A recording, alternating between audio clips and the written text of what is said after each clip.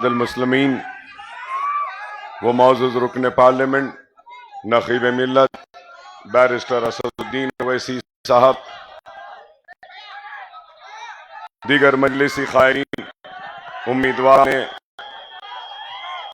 मजलिस इत्तेहाद अल मुस्लिमीन, सुनने वाले बुजुर्गों, नौजवान साथियों और मेरी इज्जत माँ पर्दानशीन माँ और बहनों, वक्त कम है और अपनी बात को रखता हुआ रुखसत हो जाऊंगा। आपको सदर मजलिस को भी समाअत फरमाना है। मुख्तसरन यही बात कहूंगा कि मजलिस इत्तेहाद अल मुस्लिमीन आपकी अपनी जमात है और इस जमात को आपने अपने दुआओं से सजाया है, तो अपने इत्तेहाद से आपने इस जमात को संवारा है।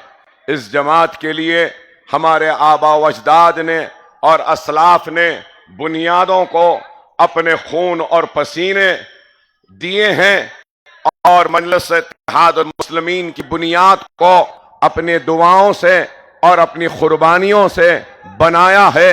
और आज मजलिस इत्तेहाद मुस्लिमीन जिस मुकाम पर खड़ी है, ये मरहून मिन्नत है। तो अल्लाह फख्र मिल्लत अलैहिर्रहमा की खबर को नूर से भर दे, अल्लाह सालार मिल्लत की खबर को नूर से भर दे। अल्लाह वो मजलिस इत्तेहाद मुस्लिमीन के वो सारे जियाले जो आज इस दुनिया में नहीं है, उन्होंने फख्र मिल्लत का साथ दिया और मजलिस के बुनियाद को मजबूत किया। आज वो बुजुर्ग जो हमारे दरमियान में नहीं है, उन्होंने अपना खून दिया, अपना पसीना दिया, सालार मिल्लत का साथ दिया और मजलिस के बुनियादों को मजबूत किया। मजलिस के बुनियाद इतनी मजबूत है कि आज इस बुनियाद को कोई हिला नहीं सकता। फातेह वो नहीं होता जो जमीन फतेह कर ले या फिर इंतखाबात जीत जाए। हकीकी फातेह वो होता है जो दिलों को फतेह करता है। और मजलिस इत्तेहाद अल मुस्लिमीन ने हैदराबाद और रियासत तेलंगाना के सारे मुसलमानों के दिलों को फतेह किया है और उनके दिलों में घर बनाया है, दिलों में जगह बनाई है। और यूं ही मजलिस का कारवां नहीं बना, रातों रात ये इत्तेहाद नहीं बना, जमात रातों रात नहीं बनी, कुर्बानियां हुई और कई नस्लों की कुर्बानी के बाद आज मजलिस इत्तेहाद अल मुस्लिमीन को यह मौका अता हुआ। अपने जहनों पर जोर डालकर सोचिए इस बात पर कि आज हिंदुस्तान की सियासत के शोर और गुल में कई आवाजें सुनाई देती हैं। कहीं पर मोदी की आवाज तो कहीं गांधी की आवाज, कहीं यादव की आवाज तो कहीं बहुजन की आवाज, तो कहीं रेड्डी की आवाज, कहीं राव की आवाज, कहीं वेलमा की आवाज, कहीं कापू की आवाज, कहीं लिंगायत की आवाज। बहरहाल हर आवाजें सुनाई देती हैं, लेकिन अगर कहीं पर हमारी अपनी आवाज, मजलूम मुसलमानों की आवाज अगर सुनाई देती है, तो वह सिर्फ और सिर्फ मजलिस इत्तेहाद अल मुस्लिमीन से निकली हुई आवाज वो मुसलमानों की आवाज है। और मजलिस इत्तेहाद अल मुस्लिमीन ने जिंदगी के हर शोबे हयात में काम किया। ऐसा नहीं कि सिर्फ जज्बाती बयानात दिए या जज्बाती नारे दिए, बल्कि मजलिस इत्तेहाद अल मुस्लिमीन ने कौम की तामीर के लिए जज्बाती तकारीर व जज्बाती नारों के साथ साथ हौसला और अज़्म के साथ आगे बढ़ती गई। जिंदगी के हर शोबे हयात में आपके दरमियान में रही। मजलिस की अपनी तारीख है। जब मजलिस का हिया हुआ तो उस वक्त खौफ और मायूसी के बादल मंडला रहे थे। हमारे तख्त ताज अजायब घर की जीनत बन चुके थे, हमारी लहलाती हुई खेतियां उजड़ चुकी थीं, इस्मत व आबरू लुट चुके थे, खौफ और मायूसी के बादल मंडला रहे थे। तो वह आप ही का इत्तेहाद था, आप ही की दुआएं थीं, आप ही का ताउन था कि कौम के इत्तेहाद ने अपने इत्तेहाद की ताकत के जरिए अपने सरों पे मंडलाने वाले खौफ और मायूसी के बादलों को उचक कर अपने हाथों से हटाया और उन बादलों को साफ किया और एक नए अज़्म व इरादे के साथ आगे बढ़ी। मजलिस ने यह कहा कि माशी पसमानदगी को दूर किया जाएगा, तालीमी पसमानदगी को दूर किया जाएगा। मरकज सियासी पे आपको मुनज़्ज़म व मुत्तहद किया जाएगा। तो सवाल यह है, क्या मजलिस ने अपने अहिया के वक्त किए गए वादों को पूरा किया या नहीं?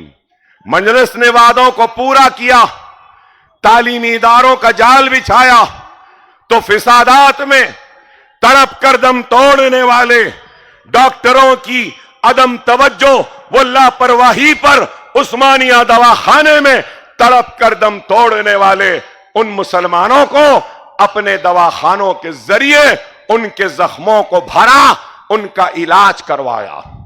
लोग नहीं जानते 1990 का आखिरी फिसाद, यहां बुजुर्ग है तो गवाही देंगे, मसाजिदों से आवाजें आ रही थी, कांग्रेस की हुकूमत एक चीफ मिनिस्टर को हटाने के लिए फिसादात बर्पा की, काले लिबास में लोग निकलकर तबाही मचाए।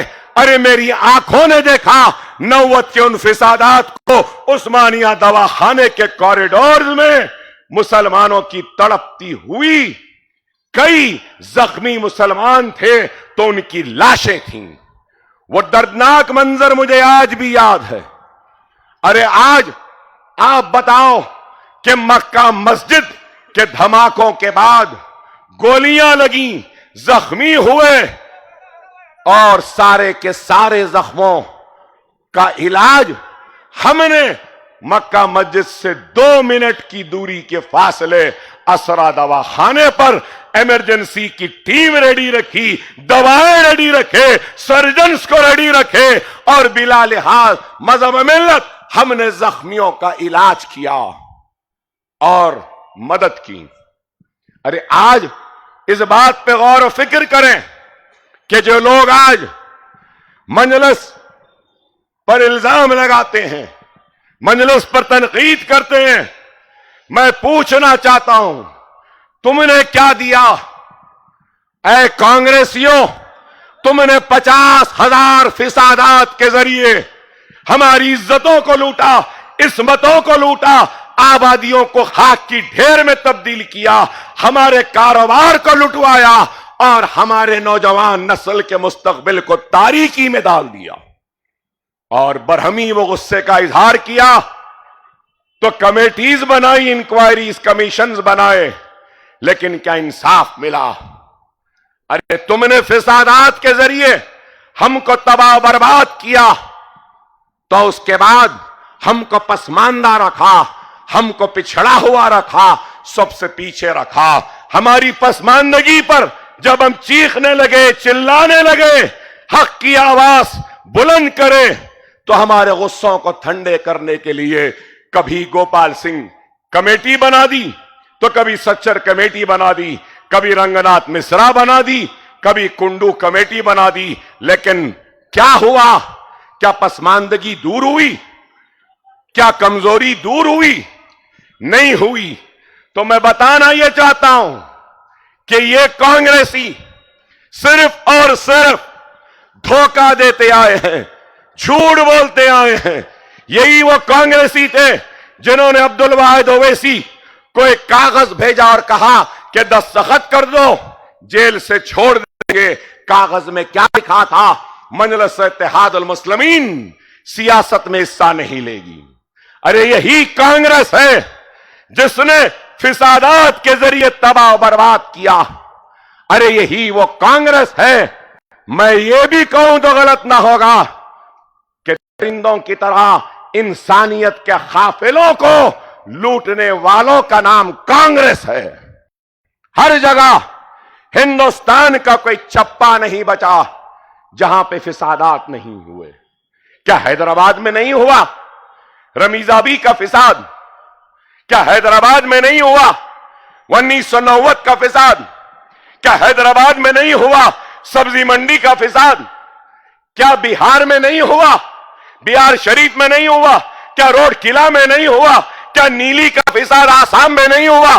क्या अजमेर का फिसाद नहीं हुआ? क्या जमशेदपुर का फिसाद नहीं हुआ? क्या भिवंडी का फिसाद नहीं हुआ? क्या भागलपुर का फिसाद नहीं हुआ? क्या मलियाबाद का फिसाद नहीं हुआ? क्या हाशमपुरे का फिसाद नहीं हुआ? क्या ताड़ा देने वाले का नाम कांग्रेस नहीं है? क्या पोटा के नाम पर मुसलमानों को जेलों में डालने वालों का नाम कांग्रेस नहीं है? क्या बाबरी मस्जिद का ताला खोलने वालों का नाम क्या कांग्रेस नहीं है? अरे शिलान्यास कराने वाली का भी नाम कांग्रेस है। बाबरी मस्जिद को शहीद करने वालों का नाम भी कांग्रेस है। और धोखा, अरे मैं कहता हूं तो लोगों को बुरा दिखेगा कि कांग्रेस को धोखेबाज कह रहे हैं। अरे इससे बड़ा धोखा और क्या होगा? सुप्रीम कोर्ट को हलफनामा दिया, बाबरी मस्जिद की हिफाजत करेंगे, धोखा दिया। हिंदुस्तान की पार्लियामेंट में कहा मस्जिद को धक्का नहीं लगेगा, धोखा दिया। नेशनल इंटीग्रेशन काउंसिल से कहा कि हिफाजत होगी, लेकिन हिफाजत नहीं हुई, धोखा दिया। अरे ये वही कांग्रेस है जो बार बार धोखा देती आई। यही वो कांग्रेस है जिसने मजलिस इत्तेहादुल मुस्लिमीन को कई मर्तबा धोखा दिया। अरे यही वो कांग्रेस है जो बार बार सिर्फ हमारे वोट लेती है। और आज एक तरफ ये कांग्रेस है तो दूसरी तरफ हम देखते हैं कि वो लोग हैं जो घर वापसी के नाम पे हमको डरा रहे हैं, हमको मार रहे हैं, हमको पीट रहे हैं, या तो फिर लव जिहाद के नाम पर मारते हैं, पीटते हैं, या फिर बुलडोजरों के जरिए हमारे घरों को गिराने के लिए बढ़ते हैं, या तो फिर वो हिजाब के नाम पर मासूम बच्चियों को तालीम से महरूम रखना चाहते हैं, या फिर मक्का मस्जिद और दूसरे मसाजिद के लिए आज अगर हम कुछ मंजूरी करवाते हैं तो इनको बुरा दिखता है। आज ये लोग सिर्फ खौफ का माहौल पैदा करना चाहते हैं। कभी लव जिहाद, घर वापसी, हिजाब, बीफ बैन, लिंचिंग, यही है। और कल हिंदुस्तान के वजीर आजम बयान देते हैं कि वो आईटी सेंटर जो आ रहा है ये अपीजमेंट की पॉलिसी, खुशनुदी की पॉलिसी है। अफसोस कि हमारे मुल्क की जमहूरियत की खूबसूरती देखो कि इस मुल्क की आवाम का दिल इतना बड़ा है कि इन्होंने चाय बेचने वाले को हिंदुस्तान का वजीर आजम बनाया। और ये वजीर आजम बनने के बाद दिल को कुशादा नहीं कर सके। अरे ये आईटी का अगर हब आएगा, आईटी टावर आएगा, इलेक्ट्रॉनिक सिटी आएगी, तो इसमें सिर्फ मुसलमान नहीं, हिंदू भी आएंगे, सिख भी आएंगे, ईसाई भी आएंगे, सब आएंगे। अरे आप बताओ, क्या पुराने शहर में स्कूल बन जाए तो अपीजमेंट, पुराने शहर में दवाखाना बन जाए तो अपीजमेंट, पुराने शहर में एक स्टेडियम बन जाए तो अपीजमेंट? कैसी बात? अरे तुम्हारा दिल छोटा है, हमारा दिल बहुत बड़ा है। आओ हमारे दवाखानों में आकर देखो, आज भी चलो और देखो, असरा हॉस्पिटल में 30% नहीं 50% बीमार लोग कोई और नहीं बल्कि वो हिंदू भाई हैं जो इलाज करवा रहे हैं। ओवैसी हॉस्पिटल में देखो, वहां पर भी गैर मुस्लिम है। अरे हमारा दिल देखो कि हमारे दरवाजे, हमारा दिल सबके लिए खुले हैं, किसी के लिए नहीं। यही बात तो हम कहते हैं, मुसलमान इस मुल्क का दूसरे दर्जे का शहरी नहीं है। नरेंद्र मोदी का जितना इस मुल्क में हक है, उतना ही हक अकबरुद्दीन ओवैसी का भी है। जितना हक माथे पे तिलक लगाने वाले का इस मुल्क पे है, उतना ही हक चेहरे पर दाढ़ी पालने वाले और सर पर टोपी पहनने वाले का भी है। उतना ही हक एक सिख का है जो सर पर पगड़ी बांधता है। यह मुल्क सबका है, किसी एक का नहीं। लेकिन ये लोग आज सिर्फ और सिर्फ नफरत के जरिए इस मुल्क को बांटना चाहते हैं। ये नफरत से डराते हैं, हिजाब के नाम पे, अब तो हलाल के नाम पे भी डरा रहे। हद हो गई। अरे आप बताओ, इस मुल्क को हिजाब, हलाल, घर वापसी, लव जिहाद, अजान या बीवी बहन की जरूरत नहीं है। इस मुल्क को जरूरत है तो रोजगार की, इस मुल्क को जरूरत है तो बढ़ते हुए कीमतों को नीचे लाने की, इस मुल्क को जरूरत है तो पेट्रोल और डीजल की कीमतों, गैस की कीमतों को नीचे लाने की, इस मुल्क को जरूरत है तो भूखों को अनाज की, प्यासों को पानी की, तरक्की की, खुशहाली की। लेकिन इनको इस मुल्क की तरक्की से दिलचस्पी नहीं, खुशहाली से दिलचस्पी नहीं, इकोनॉमी मईशत से नहीं, इस मुल्क को ताकतवर बनाने से नहीं, इस मुल्क को आगे बढ़ाने से नहीं। इनको अगर दिलचस्पी है तो क्या बस मुसलमानों को डराओ, धमकाओ, मारो, पीटो, अजान रोको, हिजाब खींच दो, बीफ के नाम पर उनको बाजारों में लिंच करवा दो। डर खौफ के जरिए हिंदुस्तान की सबसे बड़ी अक़लियत को खत्म करना चाहते हैं। ये खत्म करना चाहते हैं तो दूसरी तरफ मोहब्बत की दुकान की बात करने वाले आज मुसलमानों की क़यादत को खत्म करना चाहते हैं, मुसलमानों की आवाज को खत्म करना चाहते हैं, मुसलमानों की मताए अजीज मजलिस इत्तेहादुल मुस्लिमीन को खत्म करना चाहते हैं।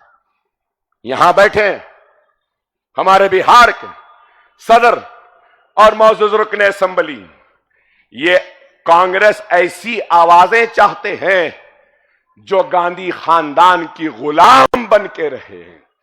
ये वो आवाज चाहते हैं जो सिर्फ इनके इशारे पर उठे और इनके इशारे पर बैठे। मजलिस किसी से डरती है, घबराती नहीं है।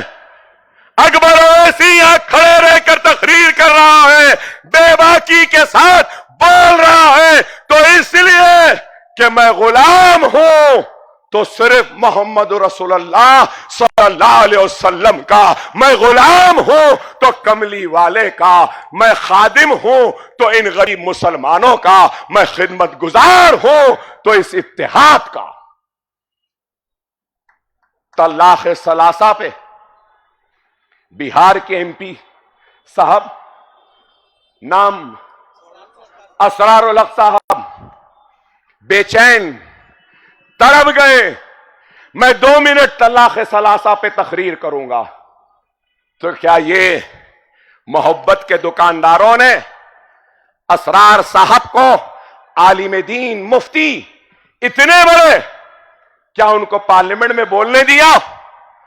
नहीं बोल सकते जब तक सोनिया इजाजत न दे दे, नहीं बोल सकते जब तक के राहुल इजाजत न दे दे। अब तो एक नई आई है, नाटू नाटू की बात करती है, मिस वाडेरा इजाजत न दे दे। आप बताओ कि क्या है? यहां बेबाकी के साथ तलाक़ सलासा हो तो आवाज उठती है तो मजलिस की, CA-NRC हो तो आवाज उठती है मजलिस की, मुसलमानों के लिंचिंग का मामला हो आवाज उठती है तो मजलिस की।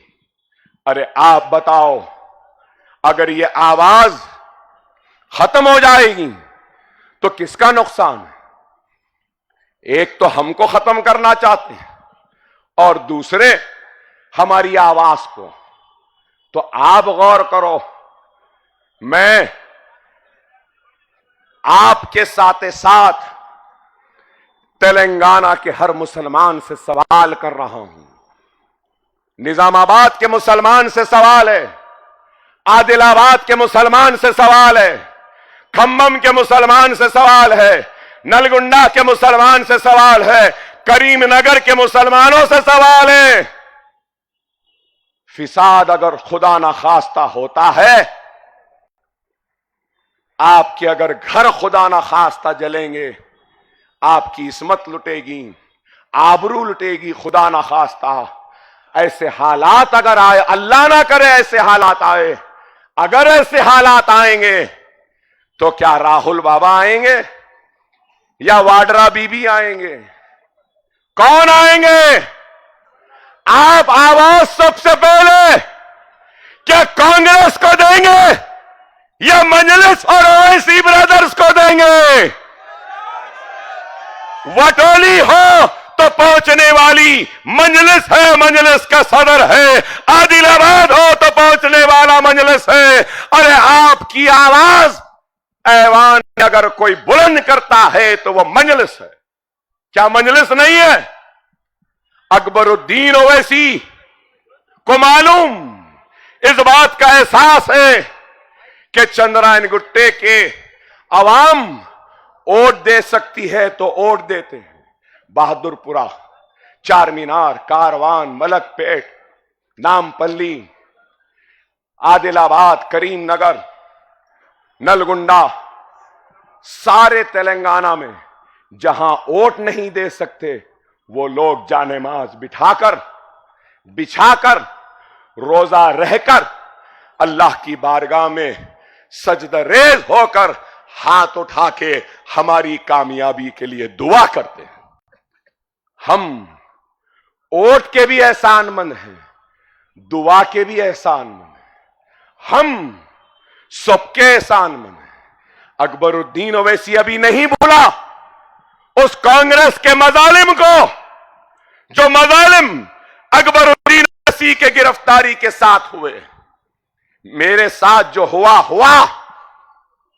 40 दिन जेल में था, लेकिन क्या मैं भूल गया? यही कांग्रेसी थे जिन्होंने संगारेड्डी में, कोर्ट में नौजवानों के जिस्मों पे लाठियां बरसाई। क्या मैं भूल गया? गांधी दवाखाने पर तुमने मासूम नौजवानों के जिस्म पर लाठियां बरसाई। क्या मैं भूल गया? आदिलाबाद में तुमने लाठियां बरसाई, निजामाबाद में लाठियां बरसाई, निर्मल में बरसाए, मुकदमे डाले। अकबरुद्दीन ओवैसी हर वक्त असेंबली में खड़ा होता है तो उन बरसते हुए लाठियों को याद करता है और तेलंगाना के हर मुसलमान की आवाज बनकर हुकूमत के आंखों में आंखें डालकर उनकी हक की लड़ाई लड़ता है। क्या नहीं लड़े? कोई इनकार करेगा? अरे मेरे पास आदाद व शुमार है। कांग्रेस कहते हैं 2018 से लेकर 23 तक यह है असेंबली का रिकॉर्ड। मुसलमानों के वोट लेने के लिए मुसलमानों के दरवाजों पे दस्तक दे रहे हो, मुसलमानों की मताए अजीज मंजलिस पर तोहमत लगा रहे हो, मंजलिस पर इल्जाम लगा रहे हो और मंजलिस को झूठ कहते हैं, बदनाम करते हैं। कितने सवाल उठाए? कितने सवाल? 5 बरस में मुसलमानों का एक भी सवाल कांग्रेस ने नहीं उठाया, एक भी नहीं। क्या यह ईमानदारी है मुसलमानों के साथ? और फिर मेरे पास आदाद व शुमार है, कितने घंटे बात करें। कांग्रेस कितने घंटे बात करी? 12 घंटे। इन 5 बरस में कांग्रेस 12 घंटे बात करी। 12 घंटों में क्या 10 मिनट मुसलमानों के लिए बात की तुमने? मंजलिस 10 घंटे बात करी और 10 घंटों में 9.5 घंटे तो सिर्फ आपके मसाइल थे, आपका हक था, आपकी आवाज थी। और क्या? इन्होंने क्या किया? कुछ नहीं, सिर्फ इल्जामात, तहमतें। अरे मैं पूछना चाहता हूं, बुरे वक्त में दरमियान में कौन आता है? मंजलिस आएगी या कोई राहुल या कोई और आएंगे? आज कहते हैं मंजलिस यहां से क्यों लड़ी, वहां से क्यों नहीं लड़ी, वहां क्यों गए, यहां क्यों नहीं गए? गए तो भी परेशानी, नहीं गए तो भी परेशानी। पहले फैसला कर लो, जाना है या नहीं जाना है। हमको कहते थे पुराने पुल या नए पुल के उस पार की जमात। आज मंजलिस एक उम्मीद है, मंजलिस एक आस है, मंजलिस एक ताकत है, और इस ताकत को वो खत्म करना चाहते हैं। इल्जाम लगाते हैं, अरे यही वो कांग्रेस थी जिसने बाबरी मस्जिद के शहादत के बाद मंजलिस पर ऐसे ही इल्जाम लगाए, ऐसे ही तोहमतें लगाए, लेकिन उसका खीमियाजा किसको भुगतना पड़ा? अरे गौर करो, जहां क़यादतें नहीं होती वहां पे बाजारों में निकलना जरूरी हो जाता। सीए एनआरसी के लिए दिल्ली में लोग रोडों पर बैठे थे, सारे हिंदुस्तान में लोग घरों से बाहर निकले थे, लेकिन हैदराबाद में, तेलंगाना में लोग रोड पे नहीं थे, खवातीन एहतजाज पे नहीं बैठे थे, पुलिस की गोलियां हमारे नौजवानों के सीनों में नहीं दागी जा रही थी, जेलों में हमारे बच्चों को नहीं डाला जा रहा था। क्यों? इसलिए कि मंजलिस थी, क़यादत थी, इत्तेहाद था, और हमने सीए एनआरसी पर ऐवान असेंबली में मुदल्लिल बहस की, गैर मामूली बहस की। मेरे जिंदगी के चंद अच्छे तहरीरों में से वो एक तहरीर थी, और उसका नतीजा क्या हुआ कि तेलंगाना असेंबली में करारदाद मंजूर हुई कि सीए एनआरसी को वापस ले लो। चीफ मिनिस्टर ने उठकर कहा, चीफ मिनिस्टर ने उठकर कहा कि कहीं पर भी सीए एनआरसी हो जाए मगर तेलंगाना में नहीं होगा। क्या यह हमारी कामयाबी नहीं? इन हालात में शहीद मस्जिदों का बनना क्या छोटी बात है? इन हालात में 27 लाख मुसलमान बच्चों को तालीम में स्कॉलरशिप, एमटीएफ, आरटीएफ या दूसरे ओवरसीज या टिमरीज के नाम पर मिलना कोई मामूली बात है? तेलंगाना में उर्दू को दूसरी सरकारी जबान का मौक़िफ़ मिलना क्या आसान बात है? प्रमोशन के लिए एक सरकारी ओहदेदार उर्दू में इम्तिहान लिख सकता है, क्या यह मामूली काम है? कांग्रेस के मैनिफेस्टो में उर्दू का जिक्र नहीं। शायद नेहरू की बात याद आ गई कि किसी कौम को खत्म करना है तो उनकी जबान को खत्म करो, इसलिए उर्दू का जिक्र नहीं। जामे निजामिया की तामीर क्या कारनामा नहीं? आलिम, फाजिल और कामिल, यहां पे बिहार के एमएलए भी हैं, महाराष्ट्र के भी एमएलए हैं। क्या महाराष्ट्र वो बिहार में आलिम, फाजिल और कामिल को 10वीं, 12वीं और ग्रेजुएशन के मुमासिल रिकॉग्निशन है? नहीं है, सिर्फ यहां पर है। यह काम करवाया, अनीसुल गुरबा की तामीर करवाई। फिर भी लोग पूछते हैं क्या किया? 25,000 करोड़ के काम पुराने शहर में हुए। असरा ओवैसी में जनरल वार्ड फ्री, डॉक्टर के चार्जेस नहीं, बेड चार्जेस नहीं, नर्सिंग चार्जेस नहीं, 3 टाइम का खाना भी देते हैं जनरल वार्ड के पेशेंट को। असरा और ओवैसी में 15,000 बच्चों के मुफ्त तालीम का इंतजाम, नीट की कोचिंग, एमसेट की कोचिंग, आईसेट की कोचिंग, नाटा की कोचिंग, आइल्स की कोचिंग, सैट की कोचिंग, 10th की कोचिंग कोई दे रहा है। फिर कहते हैं कि मजलिस ने क्या किया? अरे अहमको, याद रखो, मजलिस की ताकत आपकी ताकत है, मजलिस की कमजोरी आपकी कमजोरी है। अगर हमारा इत्तेहाद का शिराजा बिखेर जाएगा तो याद रखो, इससे हमारा ही नुकसान होगा।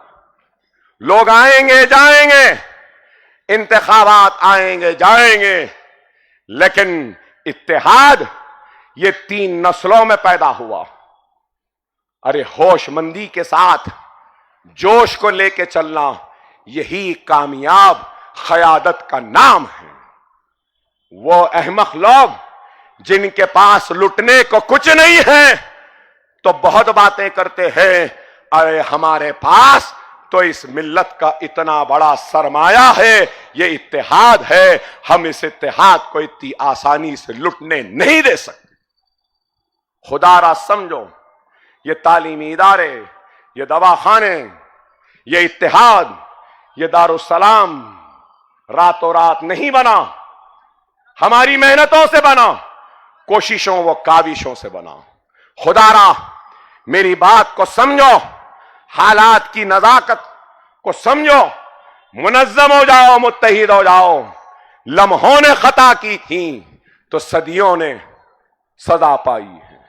खुदारा समझो, इंसान है, गलतियों का पहाड़ है, गलतियां हुई होंगी, शिकायतें शिकवे जायज हैं, लेकिन याद रखो, इख्तिलाफ भी जायज है, लेकिन खिलाफ होना यह जायज नहीं है।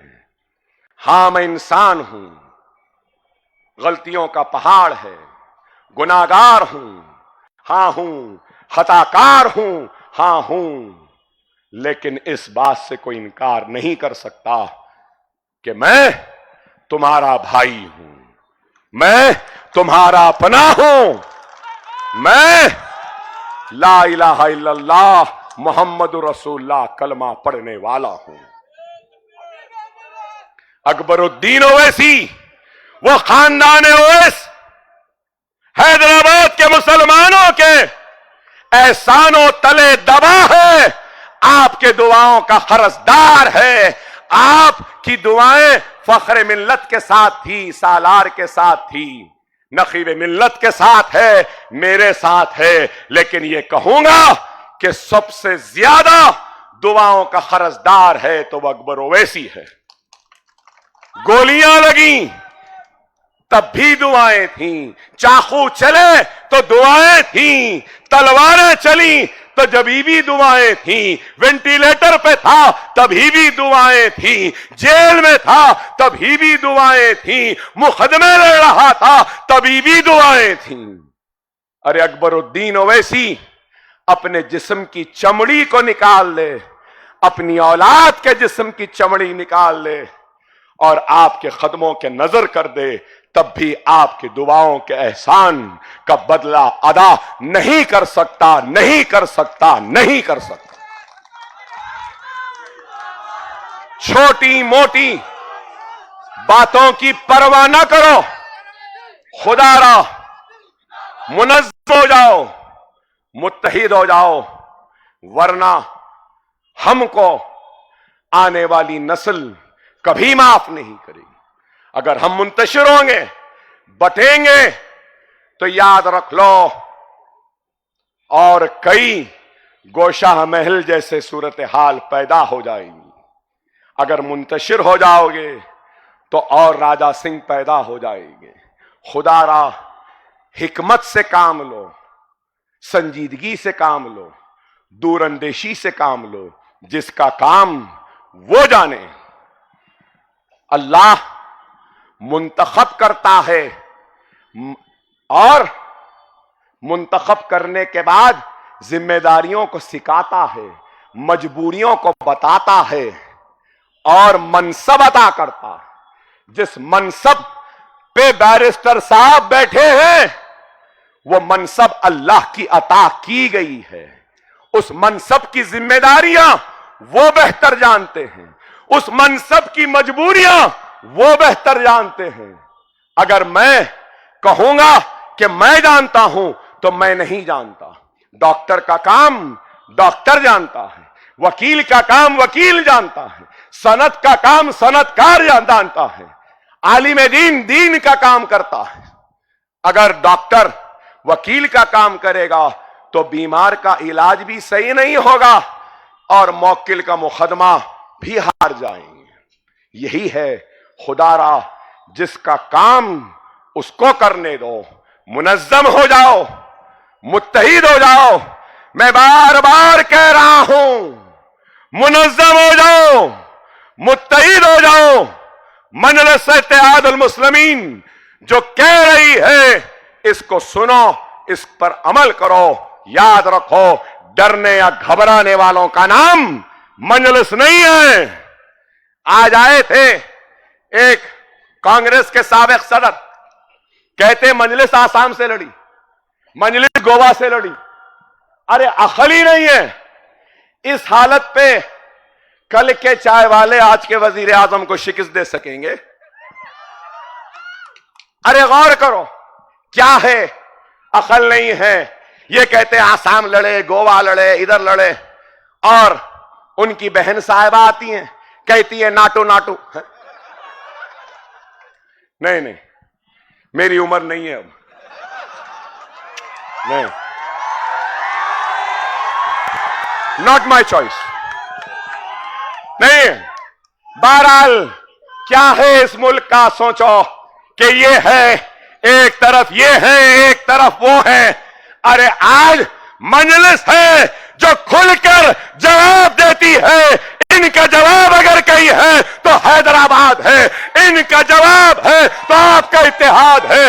इनकी ललकार पर बेबाकी से जवाब अगर है तो हैदराबाद है, आप है, मजलिस है।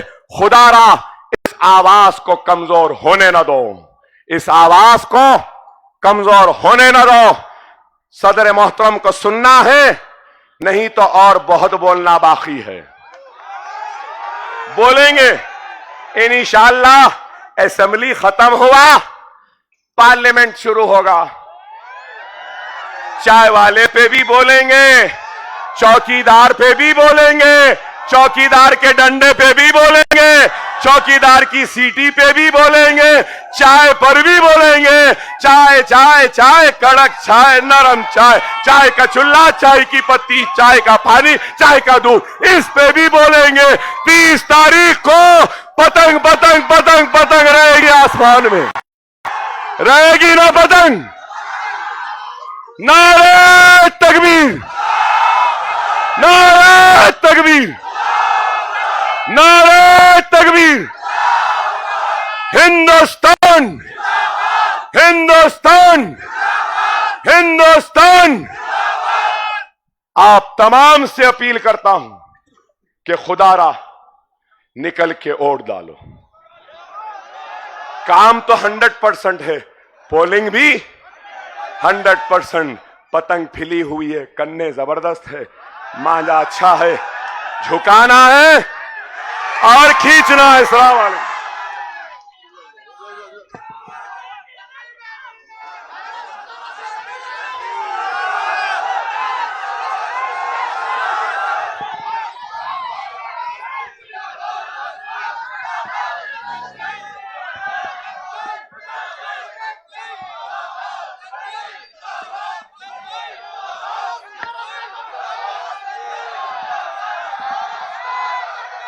अस्सलाम वालेकुम व रहमतुल्लाहि व बरकातहू।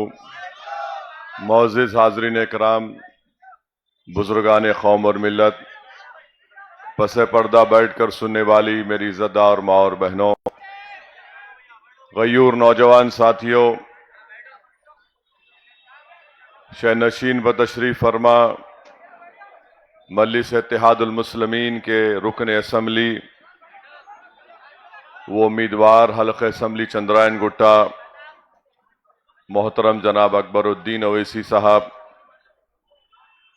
मोहतरम जनाब अख्तरुल ईमान साहब रुकन असम्बली, वो सदर बिहार प्रदेश मजलिस इत्तेहादुल मुस्लिमीन, मोहतरम जनाब इम्तियाज जलील साहब, सदर महाराष्ट्र मजलिस इत्तेहादुल मुस्लिमीन व रुकने पार्लिमान औरंगाबाद, मोहतरम जनाब आफ्ताब इंजीनियर साहब, शरीक मोतमद बिहार मजलिस इत्तेहादुल मुस्लिमीन, मोहतरम जनाब अहमद पाशा कादरी साहब, रुकने असम्बली व शरीक मोतमद कुल-हिंद मजलिस इत्तेहादुल मुस्लिमीन, मोहतरम जनाब वारिस पठान साहब, साबिक़ा रुकने असम्बली व कौमी तर्जुमान मजलिस इत्तेहादुल मुस्लिमीन, मोहतरम जनाब शाकिर साहब, सदर झारखंड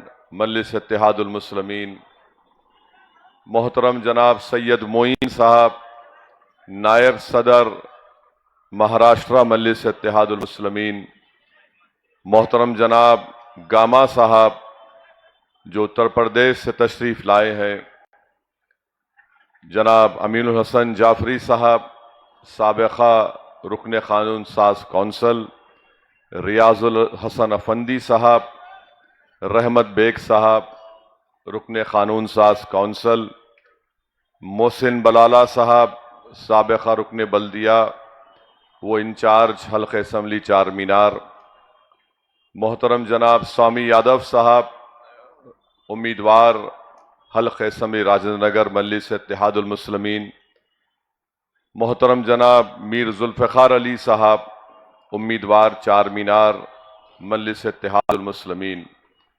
अज़ीज़ान मिल्लत, मेरी आप तमाम से अपील है कि मैंने जुल्फ़िकार साहब जो हल्क़े असम्बली चार मीनार के उम्मीदवार हैं, मोहतरम जनाब स्वामी यादव जो रुकने बल्दिया भी हैं और राजेंद्र नगर के मजलिस के उम्मीदवार हैं, अकबरुद्दीन अवैसी साहब हैं, चंद्रायन गुट्टा के मजलिस के उम्मीदवार हैं, जनाब अहमद बलाला साहब उम्मीदवार हैं मलकपेट से, माजिद हुसैन हैं उम्मीदवार है नामपल्ली से, जनाब जाफर हुसैन मेराज साहब जो हल्क़े असम्बली याकूतपुरा के मजलिस के उम्मीदवार हैं, और जनाब राशिद फराज साहब जो जुबली हिल से मजलिस के उम्मीदवार हैं। मेरी आप तमाम से अपील है, जहां तक अल्लाह सुब्हाना व तआला मेरी आवाज़ को अपने फजल और करम से पहुंचा रहा है, आपसे अपील है कि 30 नवंबर के दिन आप तमाम लोग अपना एक एक वोट इन 9 मजलिस के उम्मीदवार के हक में पतंग के निशान पर बटन दबाकर आप इनको तेलंगाना के असम्बली इलेक्शन में मजलिस के एमएलए के तौर पर इनको कामयाब करिए। एक एक वोट का सही इस्तेमाल करिए। 30 नवंबर के दिन मेरी आप तमाम से अदबन गुजारिश है कि कोताही मत करिए, गलती मत करिए, सुस्ती के मज़ाहिरे मत करिए, खुद एतमादी के ज़्यादा मज़ाहिरे मत करिए। अपने घर से पूरे अफराद ख़ानदान को साथ लेकर अपने एक एक वोट का इस्तेमाल करिए। याद रखिए, वोट एक अमानत है और आपको इस अमानत को इस्तेमाल करना है 30 नवंबर के दिन मजलिस इत्तेहादुल मुस्लिमीन के हक में। हल्क़े असम्बली नामपल्ली से माजिद हुसैन मजलिस के उम्मीदवार हैं, साबिक़ा मेयर हैं 3 साल के। वहां पर बीजेपी ये पूरी कोशिश कर रही, आरएसएस के साथ कांग्रेस की ताईद में काम हो रहा है ताकि मजलिस के उम्मीदवार की कामयाबी को रोका जा सके। और कांग्रेस का उम्मीदवार वो उम्मीदवार है कि कल मैंने एक वीडियो देखा जिसको हमारे खलील साहब ने भी बनाया और सलमान ने भी बनाया, जिसमें कांग्रेस का उम्मीदवार ये कह रहा है कि मैं मस्जिदों से लाउड स्पीकर को उतार दूंगा, मैं मस्जिदों से अज़ान की आवाज को कम कर दूंगा। शरीयत के ताल्लुक से कहता है वो 1400 साल पुराना है, मैं उसको नहीं मानता। ट्रिपल तलाक के कानून की तायीद करता है। मेरे अजीज दोस्तों और बुजुर्गों, मैं उम्मीद करता हूं कि हल्क़े असम्बली नामपल्ली के राय दहिंदगान जो गयूर हैं, जिनमें दीनी हमीयत बाकी है। हम गुनाहगार हो सकते हैं, हम नमाज नहीं पढ़ सकते या नहीं पढ़ रहे होंगे, मगर कभी भी कोई गुनाहगार भी ये नहीं कहता कि मस्जिद से आवाजें कम कर दूंगा या शरीयत का कोई मजाक नहीं उड़ाता। ये कांग्रेस का उम्मीदवार वहां पर कह रहा है। मुझे उम्मीद है कि आप, जो आपको नामपल्ली में कह रहा है कि आप जुनूनी है, आप कह रहा है कि जिस तरह दुनिया में झूठ बोलता है कि दहशतगर्द मस्जिद में जाकर छुपते हैं, इसी तरह यहां पर नामपल्ली में लोग मस्जिदों में जाकर छुपते हैं। मेरी गुजारिश है नामपल्ली की आवाम से कि ऐसे शख्स को जो बीजेपी और आरएसएस की पसे पर्दा उसको ताईद हासिल है, मजलिस इत्तेहादुल मुस्लिमीन को कामयाब करिए। ऐसे शख्स को जो पूरे माहौल को खराब करना चाहता है, और अकबरुद्दीन ओवैसी ने अपनी तकरीर में कहा, एक नमूना काफी है, दो नमूने की हैदराबाद को जरूरत नहीं है। दूसरी जगह आप देखते हैं गोशामैल की असेंबली है। गोशामैल की असेंबली में मजलिस का उम्मीदवार कभी नहीं था, महाराजगंज था नाम, 2009 में गोशामहल बना। सवाल ये पैदा होता है कि राहुल गांधी अगर नामपल्ली को आ सकते हैं तो क्या गोशामहल को नहीं जा सकते? सोचो, आप बाजार घाट तक आए, बाजार घाट पर आकर 6 मरतबा मेरा नाम लिए, बहुत शुक्रिया राहुल गांधी, मालूम हो गया कि अब ख्वाब में भी मैं आ रहा हूं तुम्हारे। मगर ना गोशामैल उन्हों गए, ना उनकी बहन साहिबा गई, ना आरएसएस अन्ना गए। अब बताओ क्यों नहीं गए तुम? क्या ढील हुई तुम्हारी जो तुम गोशामैल नहीं गए? मेरे अजीज दोस्तों, ये इनका असली चेहरा है। निजामाबाद में मजलिस ने उम्मीदवार नहीं खड़ा किया, 16 कॉरपोरेटर मजलिस के एक डिप्टी मेयर है। हम इसलिए नहीं खड़ा किए कि आरएसएस को शिकस्त देना, तो कामारेड्डी से एक साहब को ले जाकर वहां डाल दिए, और उनका काम सिर्फ इतना ही है कि कामारेड्डी से बीजेपी जीत जाए। कोरटला है, कोरटला में कांग्रेस बीजेपी के लिए काम कर रही है। निर्मल है, कांग्रेस बीजेपी के लिए काम कर रही है ताकि निर्मल में बीजेपी जीत जाए। आदिलाबाद टाउन है, कांग्रेस काम कर रही है ताकि आदिलाबाद में बीजेपी जीत जाए। करीमनगर टाउन है, कांग्रेस काम कर रही है बीजेपी के लिए ताकि वहां से वो बंडी जीत जाए। अरे कितनी मिसालें आपके सामने रखूं मैं। महेश्वरम है, वहां पर कांग्रेस काम कर रही है ताकि बीजेपी जीत जाए। मैं आपको पहले से ही बाखबर कर दिया था कि इस असेंबली के इलेक्शन में तेलंगाना के बहुत से ऐसे असेंबली सीटों पर कांग्रेस, बीजेपी, आरएसएस मिलकर लड़ रही है, क्योंकि कांग्रेस का सदर तेलंगाना का वो आरएसएस से ही बड़ा पला बुड़ा, और उसमें आरएसएस की वो सोच आज भी जिंदा है और कल भी रहेगी। तीसरी बात जो मैं आपके सामने अर्ज करना चाहता हूं कि पोलिंग के दिन खुदारा मोटरसाइकिल पर निकलकर मत फिरो नौजवानों, पहले अपने वोट का इस्तेमाल करो। मजलिस के अरकान और मजलिस के जिम्मेदारों से कह रहा हूं कि आप भी अपना वोट डालिए और पुरअमन तरीके से अपनी पोलिंग को करवाइए। ये बात बहुत जरूरी है। और जैसा कि अभी हमने सुना कि कांग्रेस के साबिका सदर हैं, ये बोले हैं तकरीर में, आज बाजार घाट पर मुझे बताया गया, एक जर्नलिस्ट ने बताया कि केसीआर उस्मानिया यूनिवर्सिटी में पढ़े जिसको कांग्रेस ने बनाया। अरे राहुल गांधी, कौन है तुम्हारा स्टेनोग्राफर? उस्मानिया यूनिवर्सिटी तो हुजूर निजाम ने बनाई थी, तुम कहां पे बनाए थे? मगर यह कह दिए, हर जगह जाते हैं असदुद्दीन ओवैसी का, मजलिस का जिक्र खैर होता है, मगर क्या आपने कभी राहुल गांधी की जबान से सुना ट्रिपल तलाक की मुखालिफत करते हुए कानून की? नहीं सुना। क्या आपने कभी सुना राहुल गांधी की जबान से कि मुसलमानों को आरक्षण, रिजर्वेशन मिलना चाहिए? उनकी समाजी और तालीमी पसमानदगी की बुनियाद पर नहीं। क्या आपने कभी सुना राहुल गांधी को कि मॉब लिंचिंग हुई तो उन्होंने उसकी मजम्मत की? नहीं बोले कभी। क्या आपने सुना कि हमारे मुल्क की रियासत जम्मू कश्मीर है, सबसे ज्यादा मुस्लिम अकलियत की आबादी है। नरेंद्र मोदी की सरकार ने गैर कानूनी तरीके से आर्टिकल 370 को निकाल दिया, जम्मू को अलहदा कर दिया, कश्मीर को अलहदा कर दिया, लद्दाख को अलहदा कर दिया। क्या राहुल गांधी बोले? नहीं बोलते हैं मेरे भाई। ये इसलिए नहीं बोलते इन चीजों पर क्योंकि अंदर दिल में अभी भी हिंदुत्व की वो आइडियोलॉजी जिंदा है।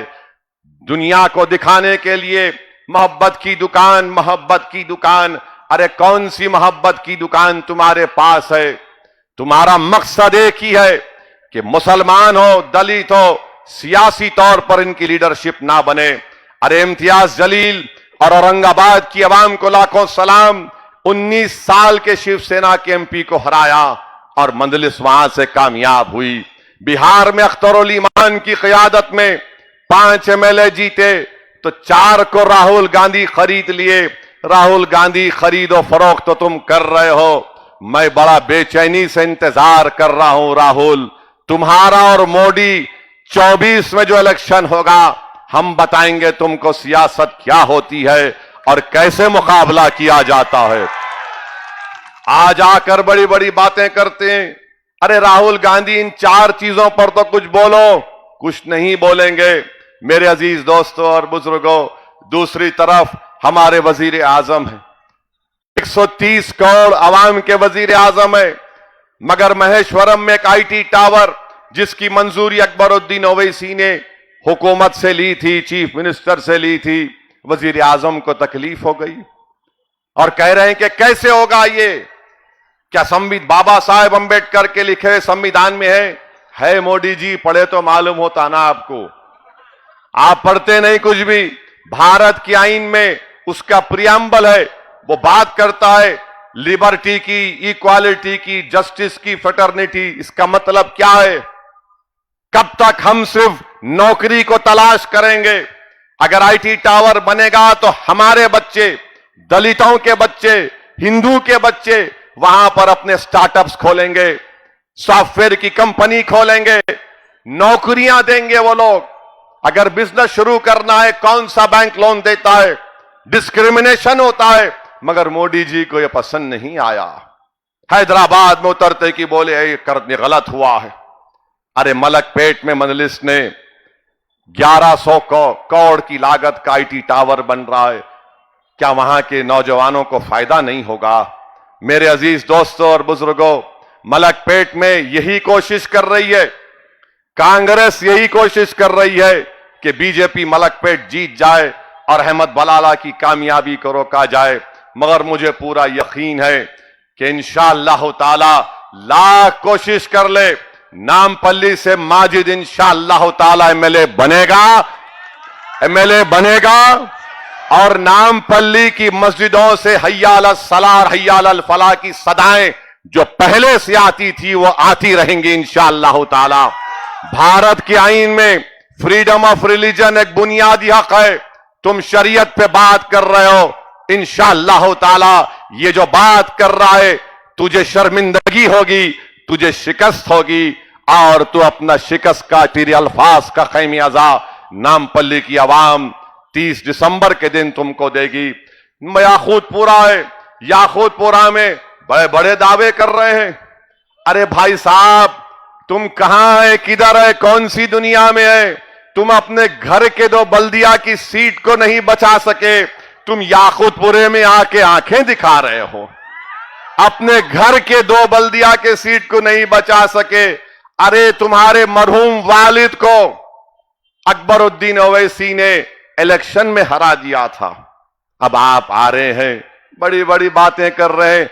इंशाअल्लाह उनका नंबर 3रा होगा, 3rd नंबर पे आएंगे। देखना आप 3rd नंबर पर आएंगे और आप कारवान में कौसर मोइनुद्दीन है। इंशाअल्लाह ताला कौसर मोइनुद्दीन की कामयाबी, हमारे 7 एमएलए थे, 7 जीतेंगे इंशाअल्लाह ताला आपके एमएलए। राजेंद्र नगर जुबली हिल है, इंशाअल्लाह ताला कैप्टन अभी आउट हो चुके हैं बैट्समैन वहां पर। मंजलिस की बॉलिंग ऐसी तेज चल रही वहां पर कि उनको समझ में नहीं आया। कई मर्तबा बॉल भी हो चुके हैं, कई मर्तबा स्टंप भी उनको हो चुका है। मुझे यकीन है कि और थोड़ी मेहनत अगर राजेंद्र नगर में और जुबली हिल्स में की जाएगी तो स्वामी यादव हमारा भाई राजेंद्र नगर का एमएलए मुंतखब होगा, राशिद फराज भी इंशाअल्लाह ताला जुबली हिल्स से एमएलए मुंतखब होगा। जुबली हिल्स में मुकाबला अब हो रहा है सिर्फ मंजलिस और बीआरएस में। राजेंद्र नगर में भी मुकाबला हो रहा है स्वामी यादव में और मौजूदा एमएलए में, और दोनों जगह पर मौजूदा एमएलए नाकाम साबित हुए हैं, कुछ काम नहीं कर सके। मुझे यहां पर हमारे जो टेलर एसोसिएशन के लोग हैं उन्होंने ये कहा कि उनको डबल बेडरूम चाहिए, स्विंग मशीन चाहिए, अक़लियती और बैकवर्ड क्लास कॉरपोरेशन से लोन भी चाहिए। इंशाअल्लाह ताला हमारी पूरी कोशिश होगी कि ये जो टेलर एसोसिएशन के लोगों ने हमसे गुजारिश की है, इलेक्शन के बाद इंशाअल्लाह हम कोशिश करेंगे। अफवाहें बहुत गश्त करेंगी, मगर एक बात याद रखो, जमीन आपकी है, ये जमीन आपकी है, और जो लोग हवा में बात कर रहे वो हवा हवा हो जाएंगे इंशाअल्लाह। तो जमीन पर हमारी थी और रहेगी इंशाअल्लाह होता। 3 तारीख को सबको मालूम हो जाएगा, जो बड़े बड़े खुशियां मना रहे हैं, जो बड़ी बड़ी बातें कर रहे हैं। मुझे यकीन है कि मजलिस ने जो तेलंगाना के असेंबली इलेक्शन के सिलसिले में जो सियासी हिकमत अमली को इख्तियार किया, जो सियासी फैसला लिया, अल्लाह सुब्हानहू तआला उसकी लाज रख लेगा, अल्लाह सुब्हानहू तआला उसकी लाज रख लेगा। और याद रखिए, कांग्रेस हो या बीजेपी हो, ये दोनों कभी नहीं चाहेंगे कि आपकी सफों से कोई क़यादत रहे, वो कभी नहीं चाहेंगे कि आप लीडर बने। इम्तियाज जलील से अख्तरुल ईमान से क्या दुश्मनी है? क्या इम्तियाज जलील या अख्तरुल ईमान ने कुछ उनका लिया है? असदुद्दीन अवैसी की गाड़ी पर गोलियां क्यों चलाई गई? क्योंकि हम भारत के कोने कोने में जाकर आवाम से अपील कर रहे हैं कि लीडरशिप अपनी बनाओ, कायद बनो, वोट देने वाले मत बनो, वोट लेने वाले बनो।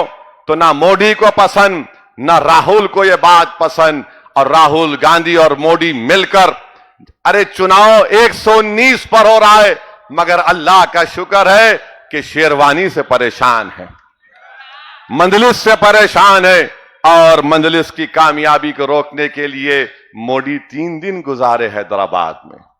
मोदी जी, कैसा दिखा हैदराबाद आपको? बहुत खूबसूरत शहर है मोदी जी, ये हमने इसको आपसे और राहुल से बचा के रखा है। इस शहर को हमने मोदी और राहुल से बचा के रखा है। इस रियासत की ताकत को हमने मोदी और राहुल के नापाक अजाइम से उसको बचा के रखा है। तो तेलंगाना की आवाम इस बात को नोटिस लें और एक अच्छा फैसला लें।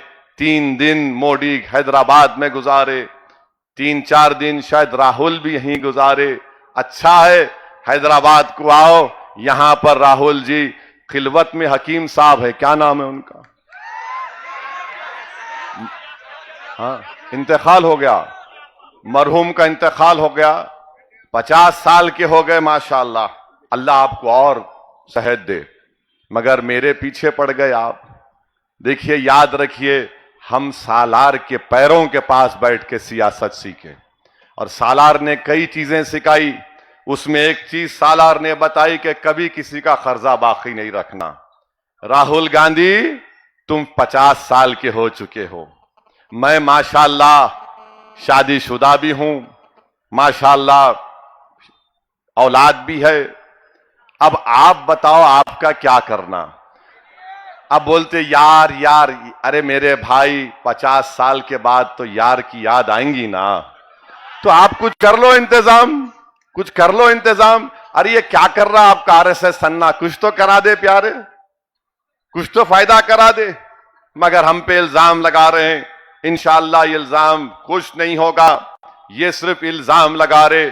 अरे 60 साल से मंजलिस पर इल्जाम लग रहा, मगर लाखों सलाम आप पर। अल्लाह सुब्हानहू तआला ने फजल और करम किया, और अल्लाह ने हमको कामयाब और कामरान किया। इल्जामात लगते रहेंगे मेरे भाई। जो सच्चाई के रास्ते पर जिद्दोजहद कर रहा है तो इल्जाम तो लगेगा, जितने इल्जाम लगेंगे उतनी शिद्दत से हम मुकाबला करते रहेंगे। मेरी आपसे गुजारिश है कि आरएसएस बीजेपी मुत्तहिद होकर मजलिस के खिलाफ आ रही है। आप तमाम से अपील है कि और अपने इत्तेहाद को मजबूत करिए। मेरी अल्लाह से दुआ है कि अल्लाह सुब्हानहू तआला नबी करीम सल्लल्लाहु अलैहि वसल्लम के सदक़े तुफ़ैल में सरजमीन हैदराबाद को पाक और साफ रखे। अल्लाह यहां से फिस्ताई ताकतों को, यहां से फिरका परस्त ताकतों को अल्लाह अपने फजल और करम से कांग्रेस, बीजेपी, आरएसएस, राहुल और मोदी को एक इबरतनाक शिकस्त से नवाज दे। या अल्लाह गोशा महल से जिसने बकवास बकी, अल्लाह उसको शिकस्त दे दे, मजलिस को सुरखरू कर दे, मजलिस के उम्मीदवारों को कामयाब कर दे। तुझे वास्ता है नबी करीम सल्लल्लाहु अलैहि वसल्लम का। अल्लाहुम्मा सल्लि अला सय्यिदिना मुहम्मदिन अब्दिका रसूलिका नबिय्यिका आलिहि वसल्लम। अस्सलामु अलैकुम व रहमतुल्लाहि व बरकातहू।